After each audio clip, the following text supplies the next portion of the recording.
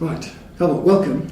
Great panel session, I thought, fantastic. And congratulations on the book, which makes that a very powerful case. And I know there's so much more that you could say, and I probably would have liked to say, but you only had 10 minutes.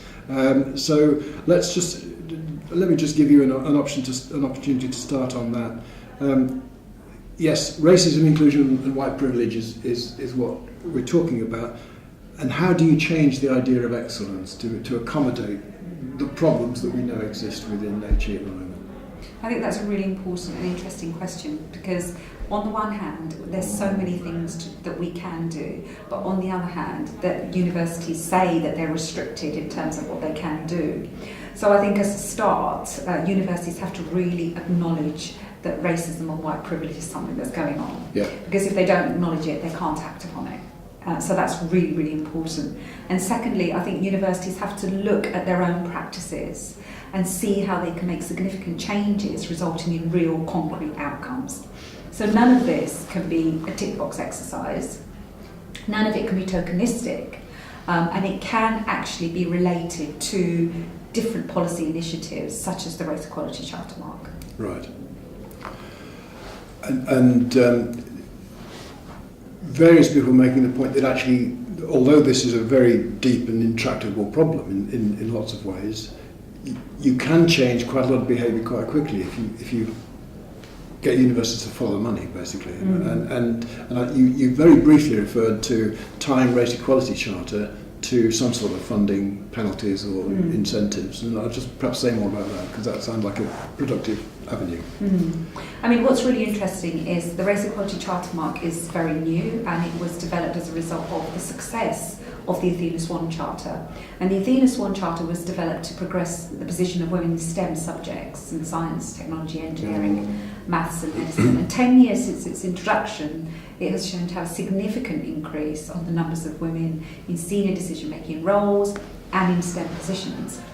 And recently it was announced that universities, if they were not if they were not signed up to the Athena Swan Charter, then they would not be able to receive funding for biomedical research.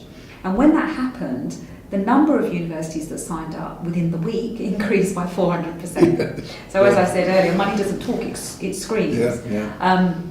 So I think with the new initiative, which is the Race Equality Charter, which works in a similar vein to the Athena Swan Charter, is to progress the position of ethnic minority staff, but also it looks at student experiences. I think that has to be tied to funding, because if that's tied to funding, universities would A, take the issue of race more seriously, and B, if they felt that they were going to be penalised and would not receive money for research, it would actually enable them to wake up and really think about the problems that we have around racial inequalities for staff and for students.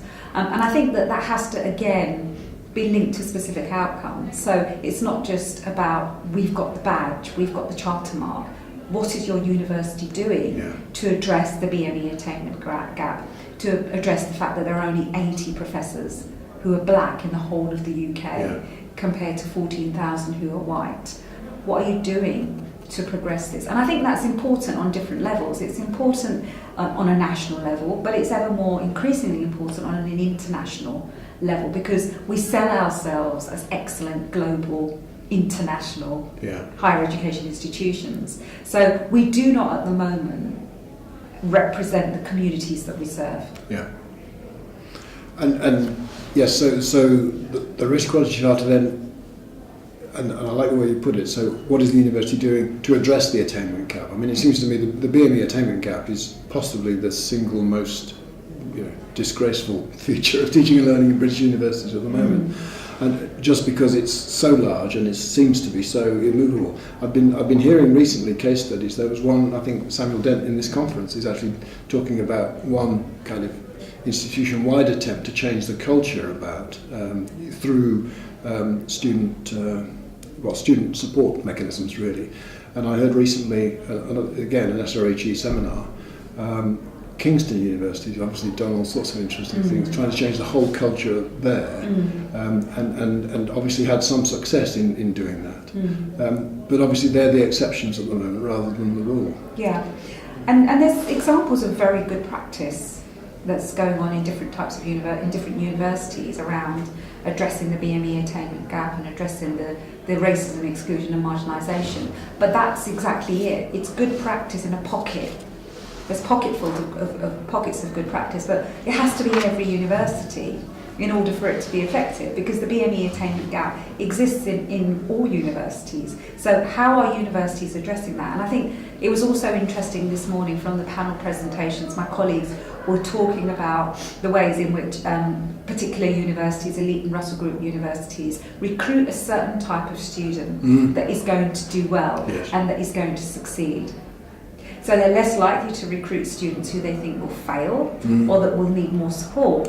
And unfortunately, they tend to be, for what we know it's institutional racism and structural processes, black students. So whilst black students have shown the most significant increase in the last decade of students attending universities, black Caribbean and black African, they are the ones who remain the most disadvantaged. So they're less likely to leave with a 2-1 or a first, they're more likely to be unemployed 6 months after graduation, and so on and so forth. So there's differences within that category because, Indian students and Chinese students do very well.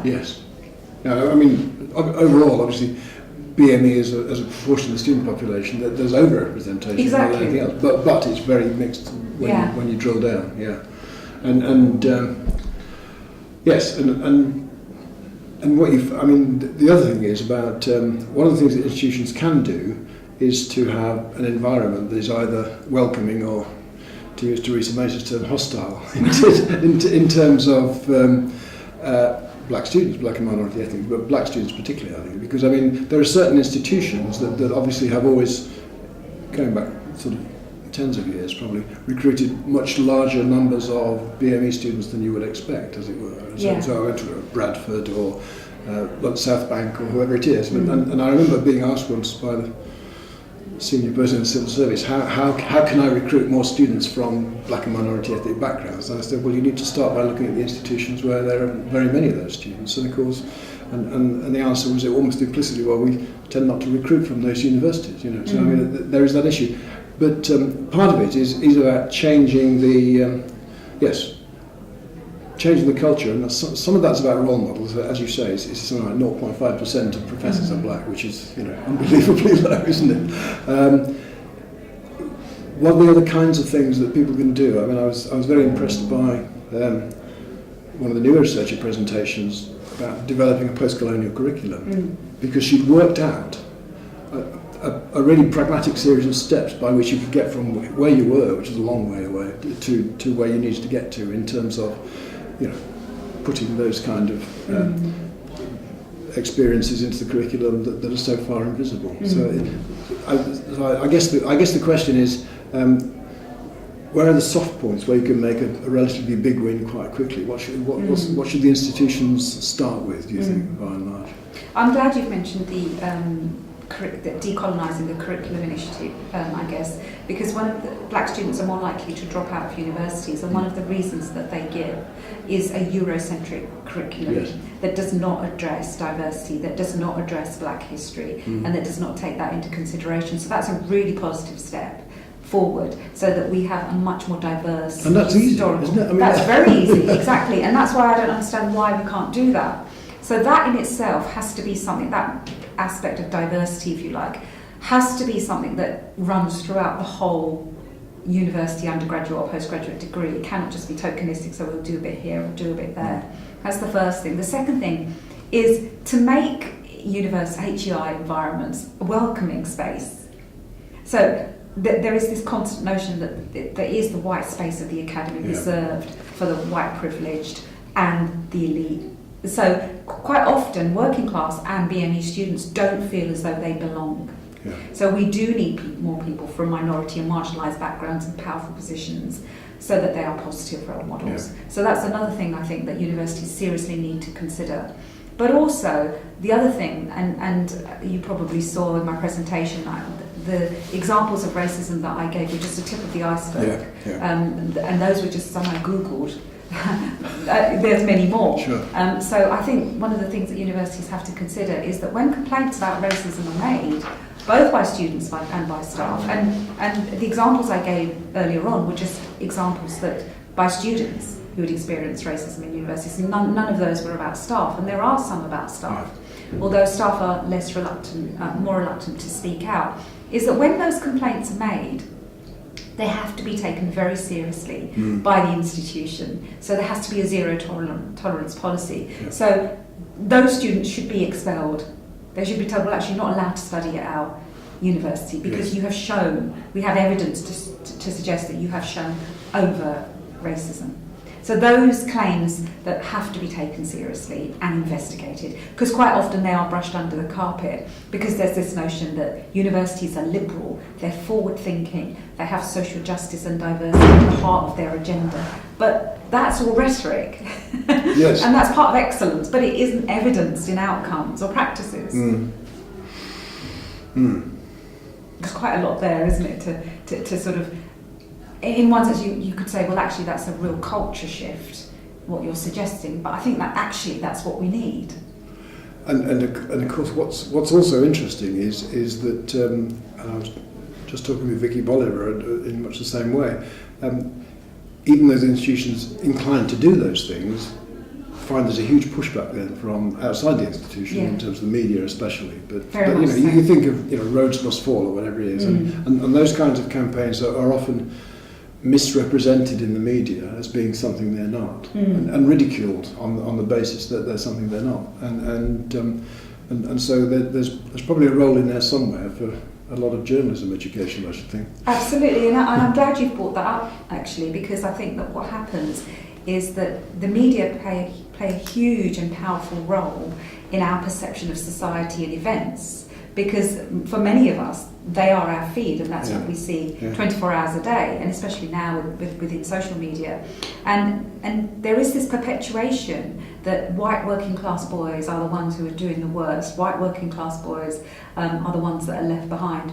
But in reality, if you look at the statistics, it's not actually white working class boys, it's gypsies and travellers, and it's black working class boys that are even more disadvantaged. That's interesting. So what the media does, especially the right-wing media, is portrays this image. So when you mention race in scholarly debate and intellectual debate, it's often poo-pooed because it's seen as it's not evidence-based, there's no quantitative evidence, it's your personal issue because you are a person of colour. So there's all these different dimensions and layers of the discourse, I think, that go on, and that's why I thought this morning, even though I only had 10 minutes, I thought it was really important to give some statistics to show how I'm basing my argument, so it isn't based on just qualitative well, I mean, data. I don't know. I mean, I guess many people will not know the stats, but anybody who's looked at any kind of BME attainment stats knows that it's a huge problem. I mean, it's just a massive problem. Yeah,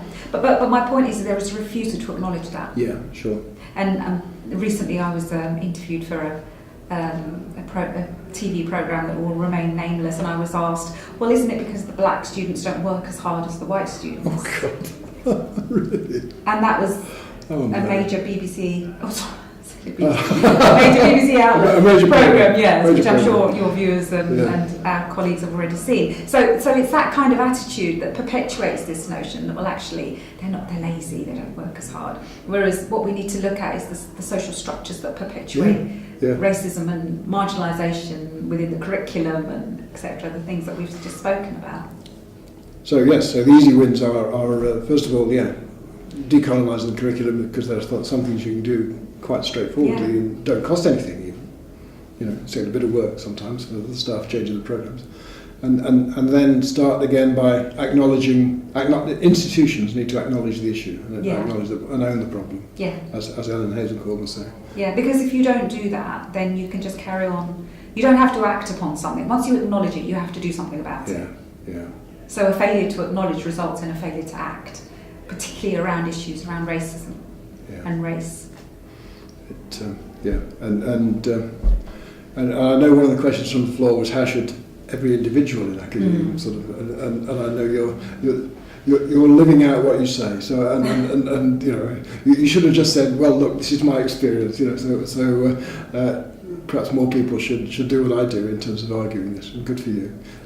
Thank you very much, it was a great session. I know you've got a train to catch now, so Yes, I'll let you go. thank you, that was a pleasure. Really enjoyed it, thank you.